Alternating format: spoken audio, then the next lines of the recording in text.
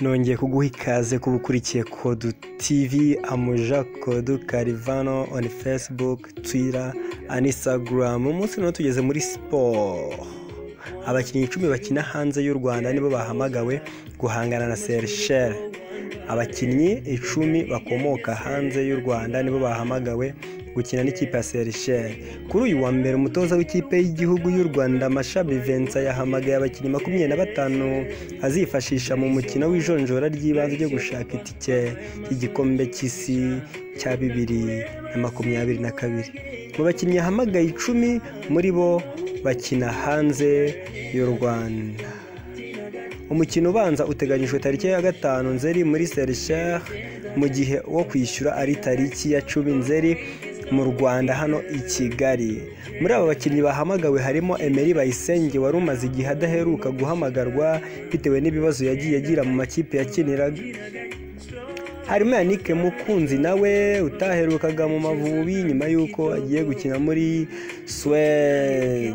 Abakinnyi 10 bakina hanze bahamagawe ni Rwatubyaye Abdul wa Colorado Rapids FC muri Amerika, ni Sarik Salomo wa FC Tabu mu Bubiligi, Bizimana Jihad wa Wazran Beva mu Bubiligi, Hakizimana Muhajiri wa Emirates Club Dubai, Emery Bayisenge wa Saif Sporting Club muri Bangladesh, Jacques Tuyisenge wa Petro Atletico yo muri Angola, Medi Kagere wa Simba yo muri Tanzania, Sibomana Patrick Papi wa Young Africans muri Tanzania, Yannick Mukunzi wa IF Sandven muri Swede. Mu bandi bakinnyi bahamagawe harimo Sugira Ernest wari umaze igihe mu mvune, Haruna Niyonzima wa AS Kigali, akaba na kapiteni w'ikipe y'igihugu utarifashishijwe mu mikino 3 u Rwanda ruheruka gukina. Aba bakinnyi batangijwe mu kiganiro n'itangazamakuru cyabereye kuri Federasiyo y'umupira w'amaguru mu Rwanda, kandi kikaba cyabaye ku itariki ya 26 Kanama 2019, aho yavuze ko abakinnyi bakina hanze y'igihugu bose yabakurikiranye akaba yabahamagaye abizeye.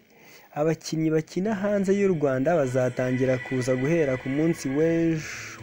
Abazaza nyuma ni nka Kagere Medi, Jacques Tuyisenge, Bizimana Jihad, Hakizimana Muhajiri bazaza ku itariki ya 1 Nzeri 2019.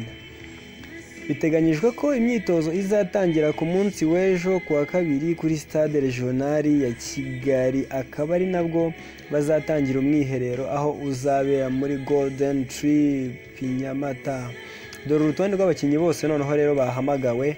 Abanyezamu harimo Rwabugiri Omar, Kimenyi Yves, Ndayishimiye Eric Bakame.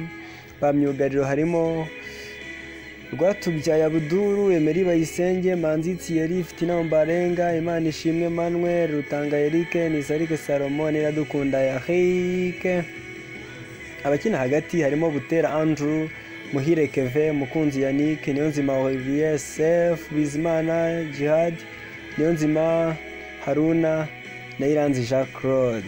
Barutahizamu harimo Kagere Medi, Tuyisenge Jacques, Manishimwe Jabe, Somana Patrick, Hakizimana Muhajiri, Micho Juste na Sugira Ernest. Mushimira kuba ukurikiye Kodu TV. Amuja Kodu Karivano kuri Facebook, Twitter na Instagram. Waduha igitekerezo uko byumva icyo twakongeramo inyunganizi, ariko by'umwihariko subscribe yawe irakenewe kuko niyo twubaka igatuma n'undi munsi tugira ikindi dukora. Turagushimira kuba udukurikiye. Asante na see you the next video. Amuja Kodu Karivano.